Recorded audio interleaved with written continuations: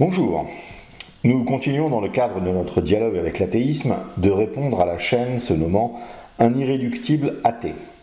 Aujourd'hui notre choix s'est porté sur une vidéo dénommée « Sus occulte » où notre irréductible athée se lance avec bravoure dans un combat contre les religions dont il imagine qu'elles dominent l'espace public, le symbolique des rapports entre les gens et qu'elle est un pilier de notre société française. Si seulement il pouvait avoir raison. Il commence par une actualité proche de la diffusion de sa vidéo qui date de mars 2021. On écoute. Bonjour les humains. La diffusion de l'épisode d'aujourd'hui était prévue pour plus tard.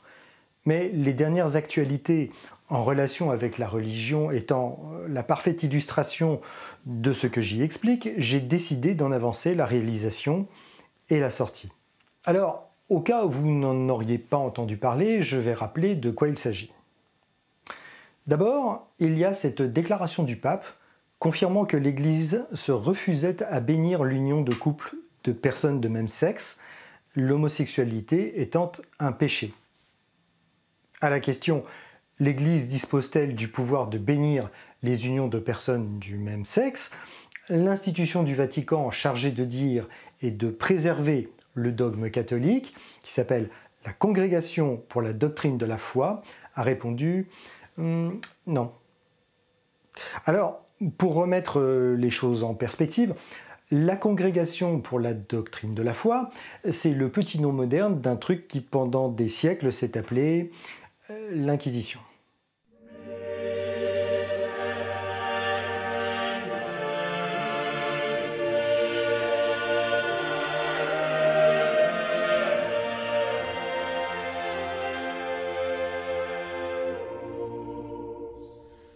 On notera le niveau d'hypocrisie nécessaire pour que l'État, qui compte dans sa population la proportion d'homosexuels la plus importante au monde, qualifie officiellement l'homosexualité de pratique amorale.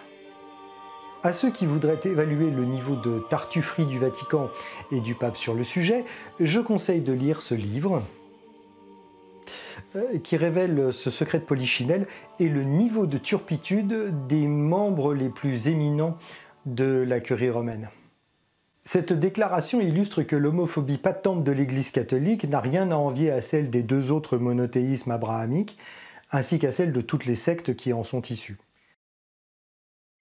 Il y a deux choses à dire ici. Premièrement, il nous faut parler d'homosexualité. L'homosexualité est un péché d'une immense gravité, mais dans la vision orthodoxe, un homosexuel continent aurait face au Christ de quoi se prévaloir d'une épreuve réussie. Donc, en théorie, une personne homosexuelle peut très bien se revendiquer orthodoxe du moment qu'elle ne s'abandonne pas à ce qu'implique cette inclination particulière. Mais je dirais que c'est la même chose avec d'autres péchés qui peuvent nous toucher. Imaginons du côté hétérosexuel quelqu'un qui aime collectionner les conquêtes et les aventures. Le cadre dans lequel l'Église l'engage à s'investir est le mariage monogame sans adultère. Donc, il ou elle devra également restreindre son penchant de la même façon. Est-ce que le christianisme est homophobe ? Le terme est affreusement mal choisi, c'est comme islamophobe. Il n'y a pas de phobie dans le sens de peur panique et irrationnelle. Nous sommes les récepteurs et les transmetteurs d'un enseignement spirituel qui proclame que l'homosexualité est un péché contre la vie que Dieu veut nous voir vivre. Voilà, c'est tout. Passons maintenant au deuxième sujet, le refus de bénir les unions homosexuelles au Vatican. Ce que dit l'irréductible athée est parfaitement exact sur la tartufferie de Rome concernant l'homosexualité. Ce que révèle le livre d'enquête mentionné est que l'Église catholique romaine est le plus grand lobby gay du monde. Regardons cela depuis une posture orthodoxe maintenant. Notre athée trouve que le décalage est affreusement hypocrite. Seulement, il fait preuve ici d'impatience. Dans notre vision, Rome est tombée, via des chutes successives, dans le schisme et l'hérésie. Et lorsque la doctrine n'est plus là pour orienter une personne sur le bon chemin, cela entraîne toujours de mauvais fruits. Ces fruits ne sont pas directement l'homosexualité. Un des plus mauvais choix romains fut d'imposer le célibat des prêtres. Dans un vocabulaire orthodoxe, à Rome, il ne peut y avoir comme prêtres que des hiéromoines. Historiquement, certains historiens nous disent que Rome avait du mal à gérer les notions d'héritage entre la famille et l'Église et a voulu simplifier les choses. Bon, je ne vois pas comment Rome n'arrive pas à gérer une chose aussi simple que nous autres, orthodoxes, pas spécialement reconnus pour notre sens aigu de l'organisation, arrivons à gérer depuis toujours. Ils arrivent d'ailleurs à le gérer en Orient où ils autorisent l'expression traditionnelle du mariage des prêtres. Ceci marque plutôt en Occident, en tout cas, une perte de la conscience théologique du prêtre, et cette très mauvaise décision du célibat obligatoire a entraîné avec le temps la prise du pouvoir à Rome par les homosexuels. Pourquoi ? Eh bien, comme toute communauté particulière, ils ont préféré rester entre eux. En Occident, une des rares positions sociales possibles pour un homosexuel, qui n'amène pas de questions sur un célibat prolongé, était celle du prêtre. C'est pourquoi les homosexuels sont surreprésentés chez les prêtres catholiques romains et par ricochet chez les dignitaires romains. Il y a une autre population qui est aussi bien représentée chez eux, nous y reviendrons plus tard dans la vidéo. Ceci est un exemple frappant d'une théologie déviante, rendue normative et entraînant une modification sociologique problématique qui s'auto-engendre elle-même sans cesse. Et donc maintenant, le Vatican, en interne, est bien évidemment favorable à tout ce qui est gay. Mais leur existence même est de soi-disant représenter un Dieu qui est défavorable à l'homosexualité. Les dignitaires sont donc pris par une contradiction insoluble. Sauf qu'aujourd'hui, l'homosexualité a le vent en poupe. L'Occident se déchristianise et donc l'homosexualité, à côté d'autres péchés, reprend de la vigueur. Lorsque Rome dit qu'elle ne veut pas bénir les unions homosexuelles, il faut juste comprendre qu'elle ne le peut pas encore.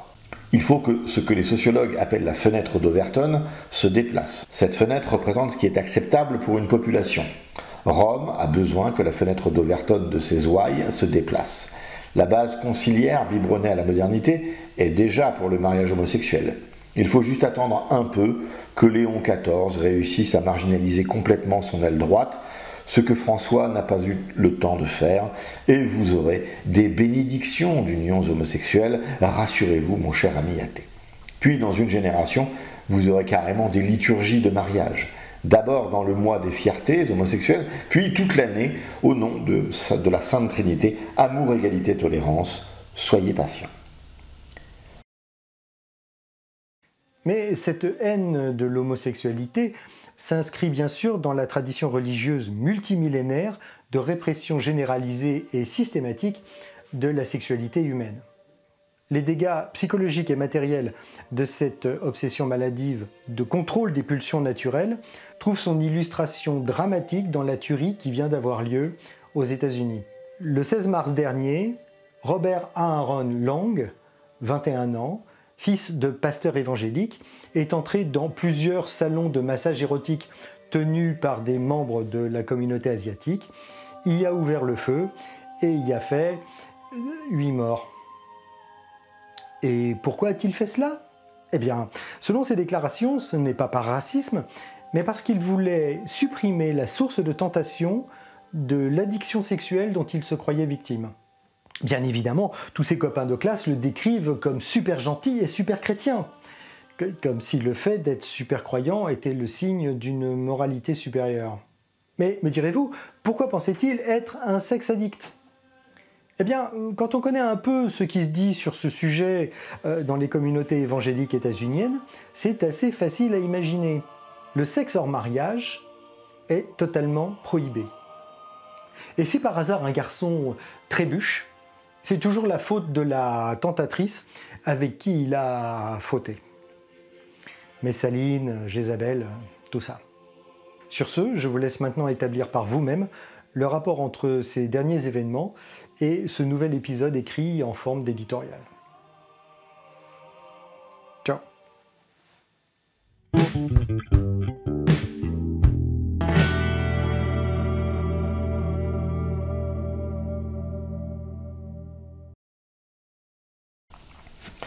La tuerie d'Atlanta est bien due à quelqu'un présenté comme religieux, croyant. Elle a ensuite été recyclée de façon très opportune dans l'anti-Trumpiste en déclarant que la façon dont Trump avait parlé du virus chinois pour le Covid-19 avait nourri le sentiment anti-asiatique et que cela était le véritable ressort du crime. Mais restons-en à la version de l'irréductible athée. C'est la façon dont la religion opprime la sexualité qui rend les gens fous. C'est ça en gros le discours ici. Alors effectivement, en termes d'idéal humain, l'Église appelle les gens à ne pas avoir de sexualité en dehors des liens du mariage. 99,99% des gens qui n'y arrivent pas, bien généralement, ils ont une sexualité hors mariage. Ils savent juste que c'est un péché et que ce n'est pas ce que Dieu veut. Dieu merci, ceux qui ont une sexualité hors mariage, avant de se marier, ne vont pas tuer les prostituées et les clients des prostituées de leur voisinage. Et si un jeune homme en recherche de conseils venait trouver un prêtre orthodoxe pour éviter de tomber dans cet écueil, nous avons tout un ensemble de préconisations autres que le fusil d'assaut et le meurtre de masse: jeûne, prière, présence assidue à l'église, lectures édifiantes, etc. Il paraît même que le sport intensif permet de calmer les pulsions. Les sportifs pourront confirmer ou infirmer.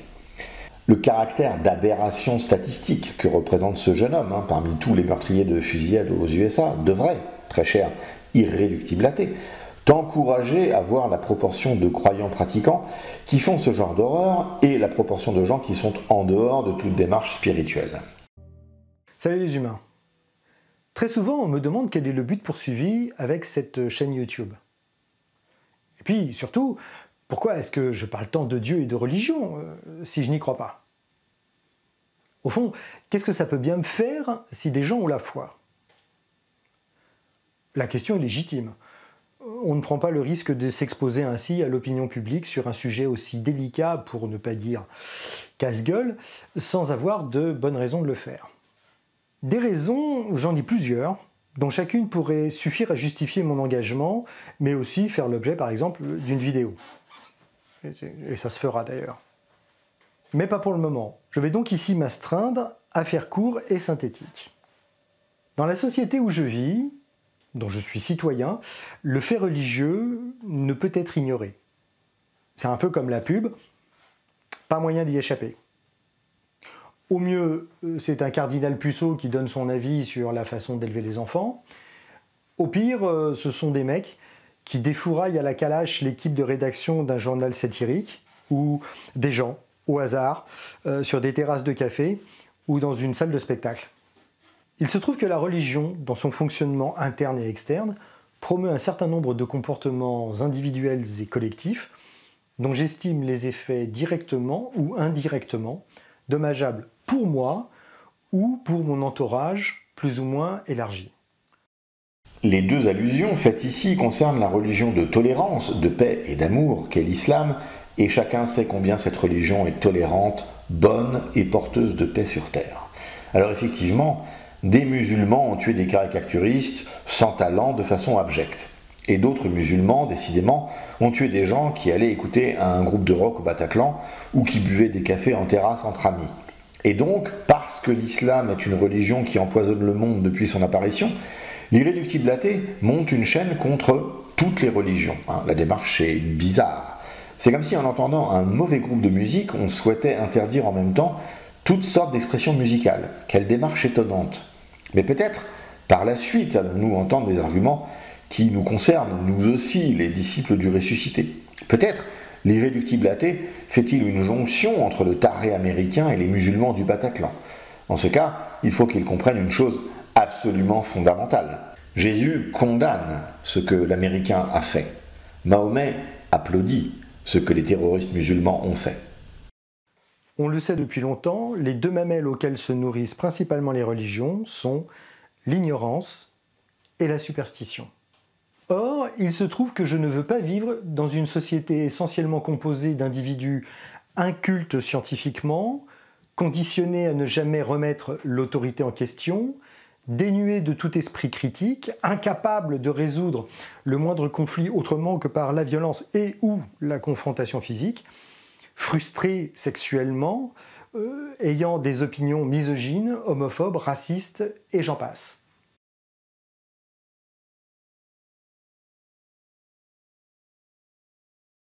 Là, je pense qu'au niveau du politiquement correct, on a tous les gages de la bien-pensance moderne. Alors repassons-les au crible un par un. L'ignorance et la superstition seraient donc les mamelles de la religion. Mais de quelle connaissance donc devrions-nous être parés pour recevoir les bons points de l'athéisme? La superstition m'évoque le fait de considérer qu'un chat noir est de mauvais augure et que passer sous une échelle entraîne des malheurs. Ces croyances un peu bébêtes viennent parfois altérer le contenu traditionnel de la religion, qui se retrouve mélangé chez certains avec des croyances additionnelles n'ayant aucune autorité. La réponse à la superstition, la connaissance profonde de la religion. L'irréductible athée ne peut pas vivre dans une société composée essentiellement d'incultes dans le domaine scientifique. Pour nouer des relations humaines solides, il a besoin qu'on pense la même chose que lui sur des choses qu'il a identifiées comme vraies, parce que des gens diplômés avec une blouse blanche lui ont dit que c'était la vérité. Donc, il veut n'avoir affaire qu'avec des gens qui pensent comme lui, mais dans un esprit de tolérance bien évidemment. Car comme tout cuistre en science, il croit au consensus scientifique. Et ne pas adhérer au consensus scientifique sur un domaine, c'est le propre même de la science. Ce que lui va considérer stupide à coup de « mais enfin, voyons, mais c'est dingue de croire des trucs pareils en 2025 ». C'est justement comme cela que la science avance. C'est quand un individu dit « votre théorie ne colle pas avec la réalité ».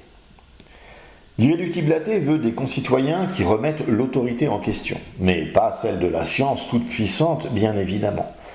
Donc c'est l'autorité religieuse qu'il a en ligne de mire. Alors effectivement, pour nous, c'est un peu compliqué de remettre Jésus-Christ en cause.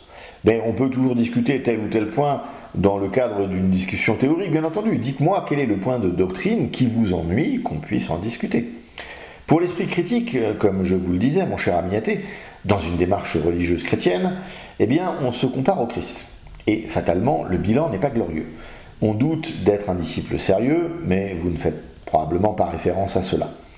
Vous nous demandez de douter, mais pas de la science. Votre esprit critique a des frontières avec des douaniers intransigeants. Avons-nous le droit à des limitations du doute ou pas? Devons-nous absolument croire tout ce que dit un scientifique?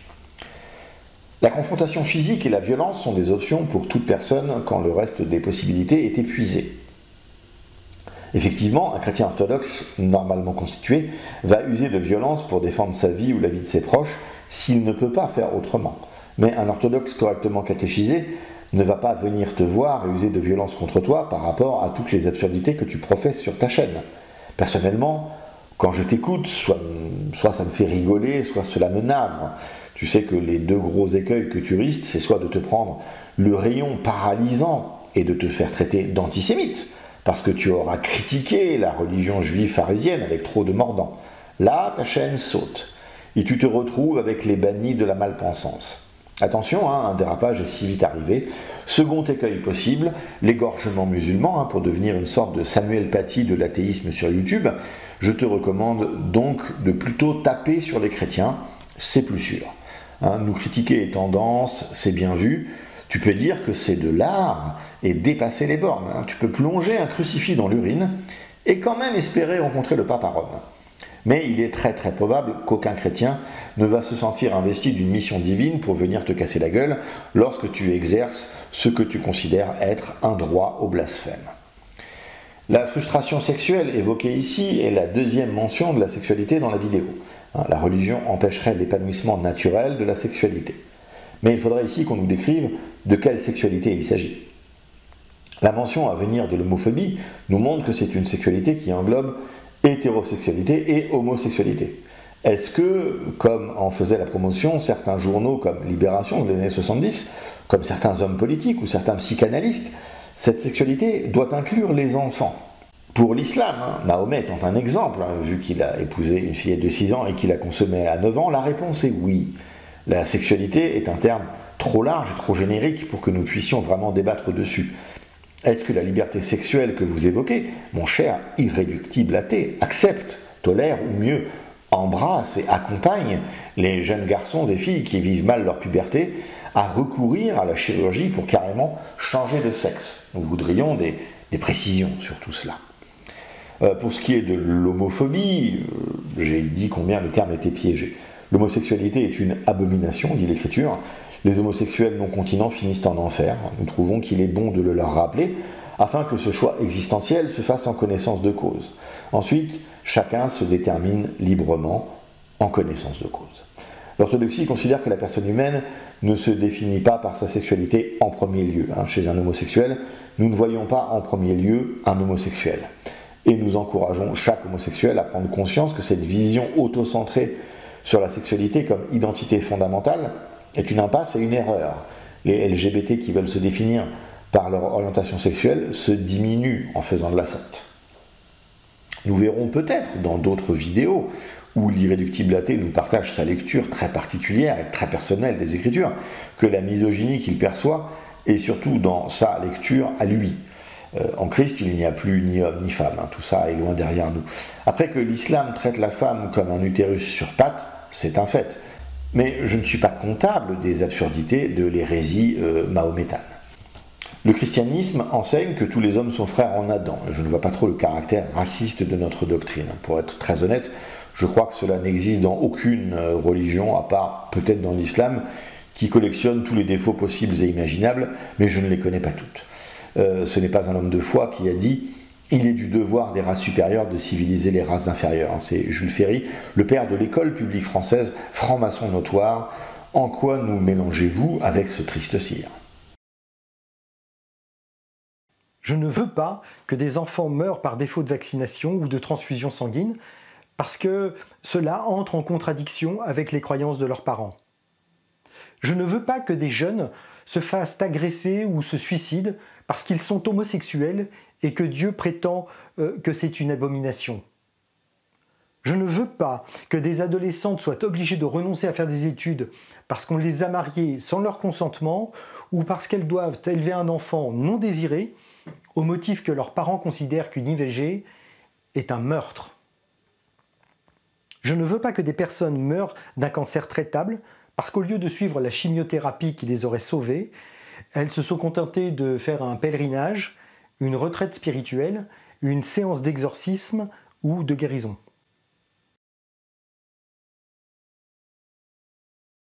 Le cas du vaccin est très intéressant. L'irréductible athée grenouille dans le milieu zététique qui est lié au milieu des fact-checkers. Il y a peu, l'actualité a plutôt été tournée vers le fait de prendre sous le nom de vaccin une injection expérimentale à ARN messager avec des effets secondaires parfois terribles pour une pandémie qui était davantage statistique qu'autre chose. Et là, rien. Pas un mot. Pas de posture outrée du genre « je ne veux pas que les profits de Big Pharma passent avant la santé de nos enfants ». Les fact-checkers ont été les relais complices ou stupides, les procès à venir le diront, des laboratoires qui voulaient inoculer leur poison à la terre entière. La phase entière du Covid a eu une vertu. Elle a permis à certains qui étaient vaccino-sceptiques de passer à vaccino-hostiles. C'est mon cas par exemple. En tout cas, sur le vaccin, le choix de vos luttes est questionnable, irréductiblement questionnable. Vous me semblez être du côté du manche de la matraque, ce qui fait désordre avec votre posture de rebelle. Est-ce que vraiment les homosexuels se suicident beaucoup à cause du verset qui dit que l'homosexualité est abominable ? Il y a peut-être des drames ici ou là, je ne le nie pas, mais de la même façon, lorsque certains homosexuels habillés de façon tout de même très bizarre pour un cadre scolaire viennent faire des leçons de lecture à nos enfants, votre priorité c'est leur bien-être à eux, pas la santé mentale des enfants ? Le choix de vos luttes est décidément plus que bizarre, irréductiblement bizarre. Personnellement, je comprends bien ce verset qui juge l'abomination de l'homosexualité depuis que je vois certains homosexuels s'occuper d'éducation. Expliquer des pratiques sexuelles relatives à l'homosexualité à des enfants de 8 ans, ça ne vous pose pas de problème. Quand celui qui fut jusque récemment notre ministre de l'Éducation avait pour but premier l'éducation sexuelle des enfants, alors que les savoirs élémentaires ne sont plus au rendez-vous chez une immense majorité, vous dites quoi concrètement ? Concernant l'avortement, vous pouvez en parler parce que vous n'en avez pas subi un vous-même. Cela me fait toujours bien marrer d'entendre des glands en votre genre prendre une posture morale tout en étant favorable à cette iniquité absolue qu'est l'avortement. Vous invoquez la science à tout bout de champ, mais vous considérez en même temps que le fait de tuer un fœtus n'est pas un meurtre, alors que biologiquement un fœtus est un être humain. Toute la science biologique le dit, vous utilisez la science pour votre idéologie et c'est tout. Ce n'est même pas une problématique religieuse que de le reconnaître. Écoutez un peu les femmes traumatisées par un avortement avant de répandre votre idéologie mortifère. Passons au cancer. Il y a un instant, avorter ne vous posait pas de problème, mais la seconde suivante, vous redevenez un chevalier qui défend la vie. Vous défendez juste une vision étroite de la médecine. Certains cancers sont bien soignés s'ils sont détectés tôt. Mais il y en a d'autres qui ont très peu de chances de guérison. Et il est très logique et explicable que les gens se tournent vers d'autres solutions. Il y a aussi le prix d'un traitement, qui peut être prohibitif dans certains cas, dans certains lieux. Bref, rien n'est simple, mais la religion a très peu à voir avec ça. Vous réalisez des accusations bidons et sans fondement. Les plus vulnérables aux médecines alternatives sont plutôt les gens qui sont dans un trip New Age, en spiritualité, et qui sont très hostiles aux religions historiques et organisées. Et si, surtout, un jour, vous faites preuve de ce fameux esprit critique dont vous nous pensez à ce point dépourvu, vous comprendrez que dans le fonctionnement de Big Pharma, un malade qui guérit, c'est un client en moins. Réfléchissez à ça et on en reparle.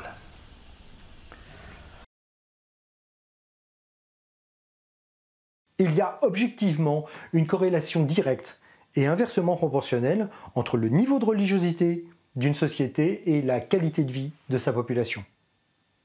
Et ce, où que ce soit sur la planète, et quelle que soit la religion de référence. Les idéologies religieuses entrent systématiquement en conflit avec les droits élémentaires et universels des individus, tels que la liberté de conscience et d'expression. Elles remettent en cause, en particulier pour les femmes, le droit à la libre disposition de son corps via la criminalisation des moyens de contraception ou des IVG, le refus de condamnation des mariages forcés, la justification des viols ou des violences conjugales, etc. On observe aussi un recul des savoirs académiques, en particulier dans le domaine des sciences dures et dans les compétences techniques ou technologiques. Tout simplement parce que ces savoirs remettent directement en question les affirmations abracadabrantesques des textes religieux. Un irréductible athée peut nous dire sans sourciller que la situation de la femme en Occident est comparable à la situation de la femme dans le bloc arabo-musulman. C'est ce qu'il fait puisqu'il nous dit que le fait religieux s'en prend de façon unique et négative aux droits fondamentaux de la femme. Ensuite, on aimerait connaître les critères de la qualité de vie. Qui énonce les critères?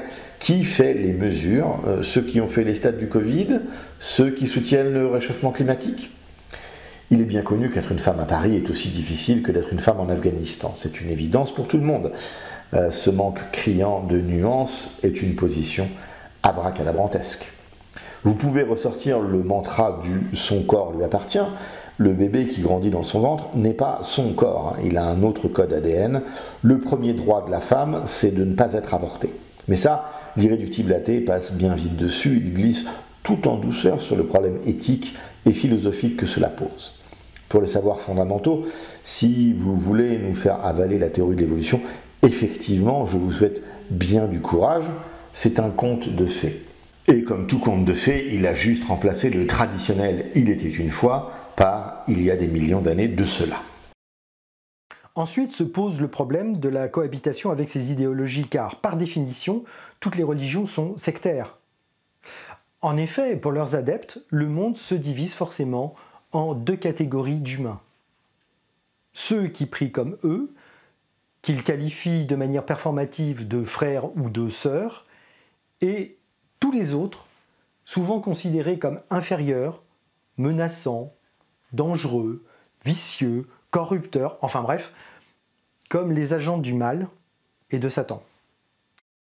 Alors non, c'est un peu plus complexe que cela. Le non-orthodoxe, nous le voyons comme quelqu'un qu'il faudrait idéalement convertir à l'orthodoxie.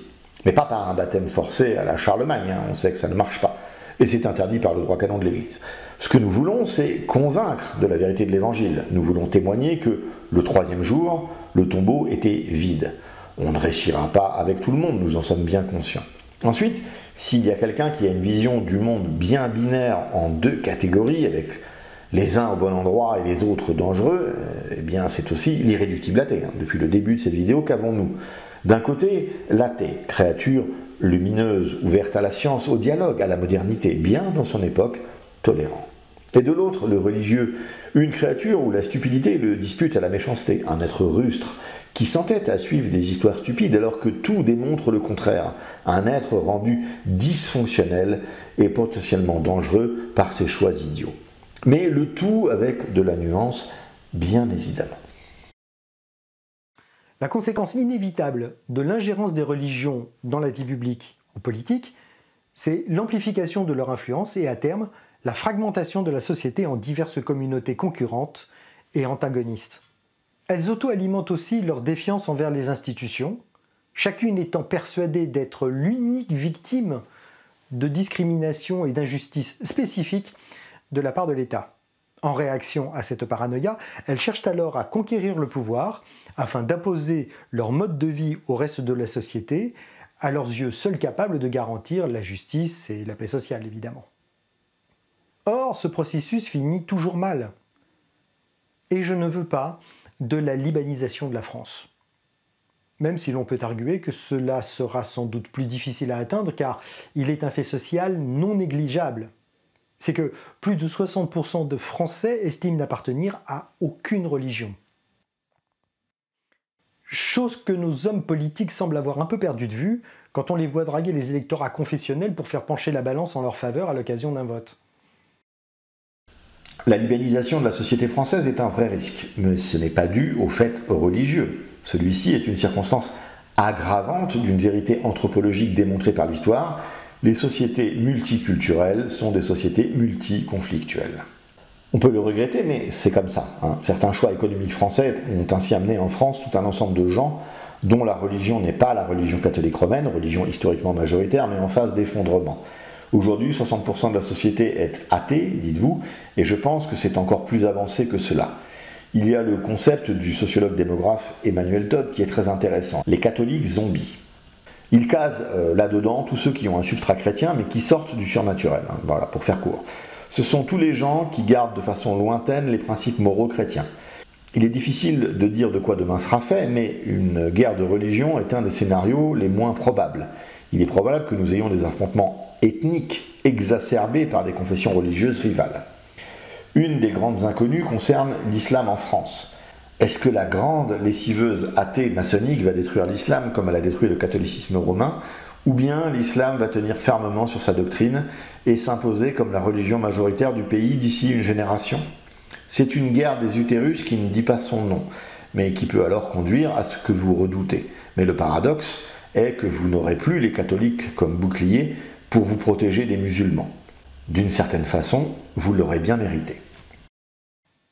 Est-il normal, en jouant sur le chantage aux voix, qu'une minorité de la minorité religieuse cherche à imposer ses vues aux 2/3 de la population? Cela est le jeu politique. Pour l'instant, l'islam n'a pas de représentation politique, il n'a pas de voix officielle. D'autres parlent en son nom et lui donnent des représentants totalement illégitimes et ridicules, comme l'improbable imam Chalgoumi. Cela est aussi le jeu politique. Ce que l'on constate néanmoins est que les musulmans votent de façon écrasante à gauche et valident donc pour la France tout ce qu'ils méprisent normalement, tel que l'agenda LGBT et la promotion de l'homosexualité dans les écoles. Ils font donc passer leur intérêt particulier au mépris de l'intérêt général.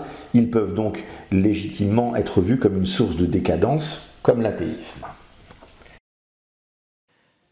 Il y a aussi une question d'équilibre de la représentation.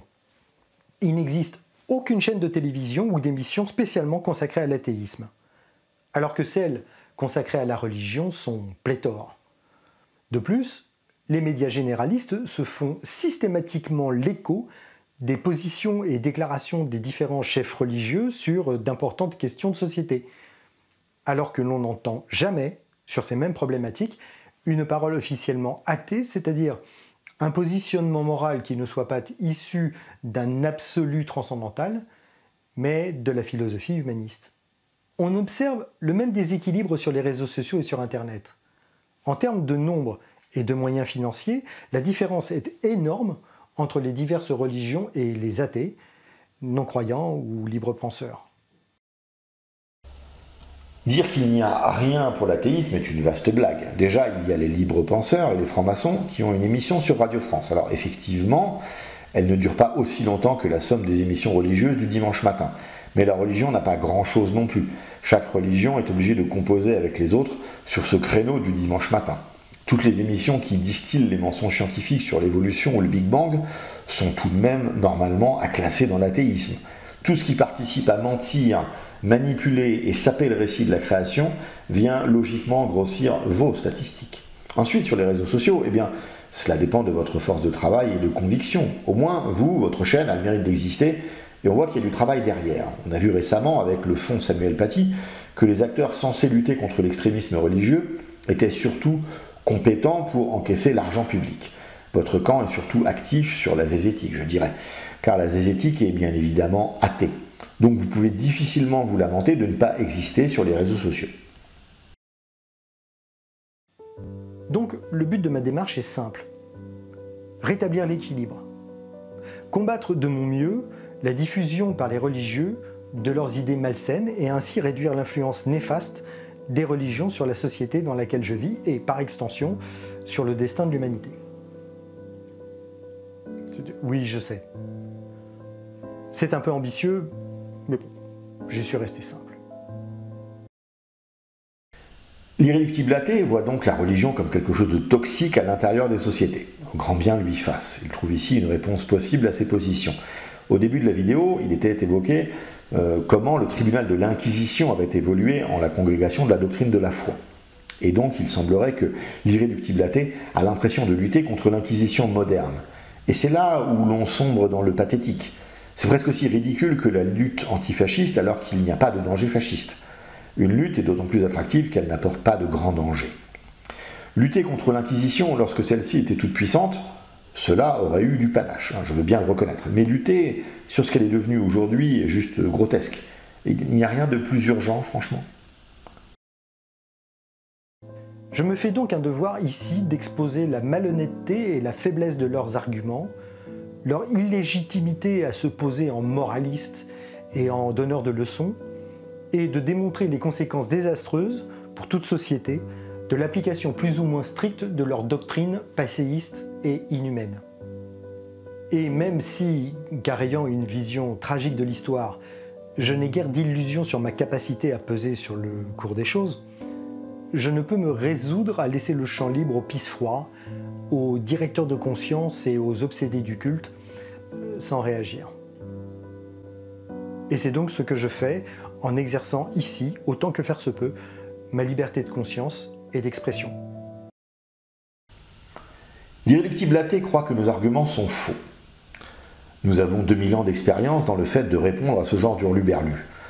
Avant, nous répondions à Plotin, Arius, Nestorius, mais il paraît que nous progressons.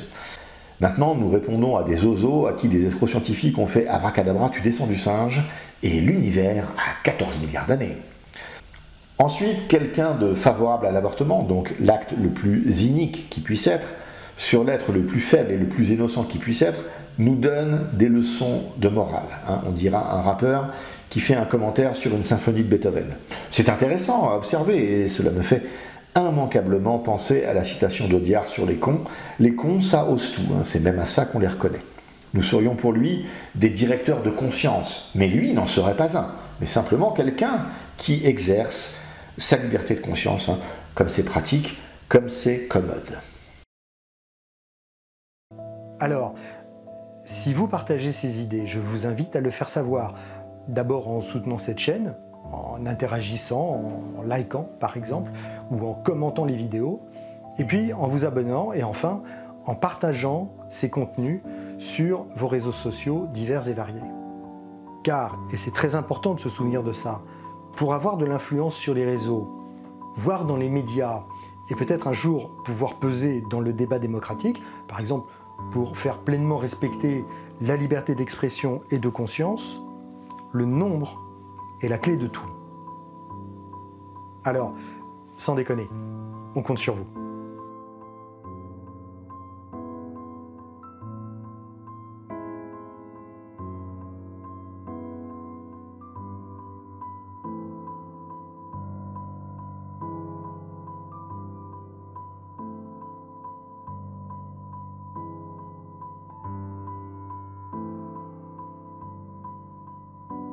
Sur ce, n'oubliez pas de vous protéger pour profiter de la vie, car jusqu'à preuve du contraire, on n'en a qu'une. Ciao!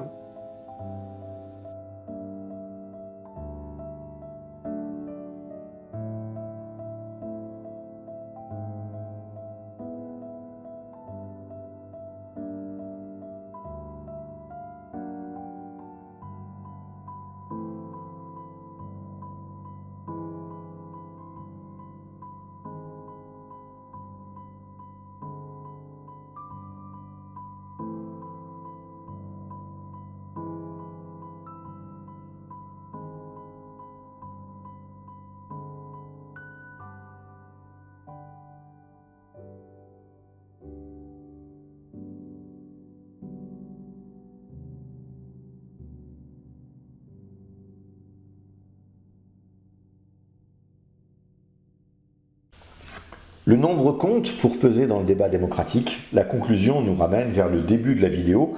On nous montre une photo de Mila, si je ne me trompe pas, cette jeune adolescente harcelée et menacée de mort à cause de ses propos sur l'islam, et les photos des manifs Je suis Charlie, où Charlie Hebdo a pu découvrir en grandeur nature la différence de sensibilité aux caricatures entre islam et christianisme. Mais maintenant, j'aimerais ouvrir un peu le propos et la réflexion. L'irréductible athée pense que le problème numéro 1 de la société française aujourd'hui est une place trop importante de la religion. L'islam, cette religion ô combien dangereuse, et le basculement démographique engendré par ceux qui sont adeptes de cette hérésie, vient partiellement renforcer cette analyse. Mais le problème n'est pas le religieux, c'est juste l'islam qui veut s'imposer. Mais si on dit que c'est le religieux, c'est absolument faux. Même dans une perspective athée militante, cette posture est totalement en dehors de la réalité. Si on se met d'accord sur ce qui est le plus précieux, à savoir les enfants, notre jeunesse, notre futur, il convient de regarder le problème principal posé à cette catégorie précieuse de la population. Avec ceci à l'esprit, le problème numéro 1 aujourd'hui est l'influence du lobby LGBT et l'idéologie du genre, ce qu'on englobe parfois dans le terme wokisme. Wokisme qui, comme par hasard, au nom d'une convergence des luttes totalement absurdes, promeut une seule religion, l'islam. Ainsi, par un mouvement totalement inattendu à première vue, lutter contre le wokisme, c'est lutter aussi contre l'islam, c'est faire d'une pierre deux coups. Ce mouvement woke est animé par des gens aux idées profondément dangereuses pour les enfants. Tout a commencé par des larmes de crocodile, comme quoi nous les refusions, comme quoi nous n'acceptions pas leur mode de vie, mais l'agression vient d'eux, le danger vient d'eux. Avant, nous vivions nos petites vies tranquillement, mais ce ne sont pas les religieux qui demandent d'abandonner tout ce que nous savons des réalités physiologiques les plus basiques. Ce sont les woke. Nous voyons aux USA ce qui se passe et nous savons que cela vient chez nous inévitablement ensuite. Trump y a mis un coup d'arrêt là-bas, mais nous n'aurons probablement pas cette chance en Europe. Ce n'est qu'une question de temps pour que les LGBT demandent accès aussi chez nous à n'importe quelle toilette, vestiaire. Leur refuserez-vous ce droit sous peine d'être un affreux transphobe ?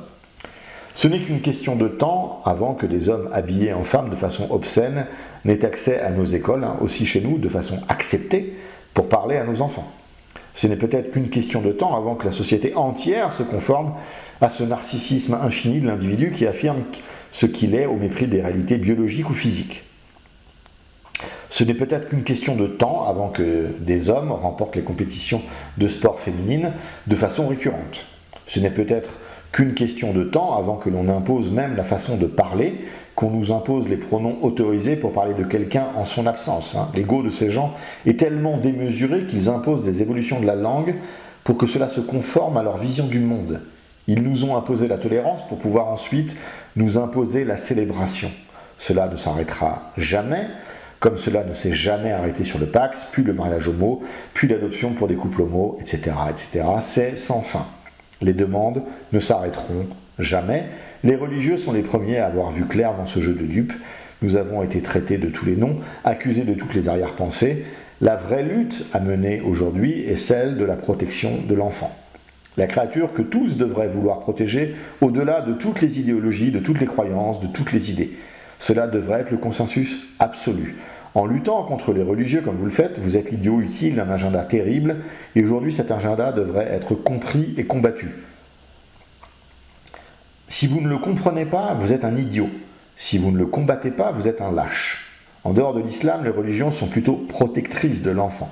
Alors j'entends d'ici la logique athée me répondre, et la pédophilie dans l'Église catholique.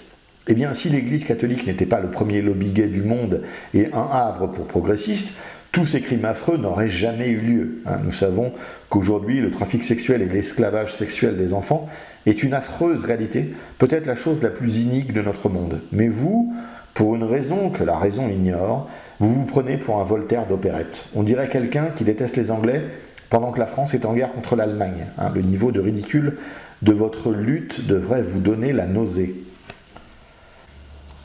Vous passez votre temps à nous tourner en ridicule parce que nous croyons ce qui est écrit dans la Bible. Mais est-ce vraiment la priorité lorsque vous entendez le journaliste Serge Garde déclarer sur le plateau de l'émission C'est dans l'air le dysfonctionnement dans le corps médical concernant la lutte contre la pédophilie ? Je cite : Pourquoi on ne parle jamais de la France comme d'un pays où une centaine de médecins généralistes ont été condamnés par le Conseil de l'Ordre pour avoir fait des signalements?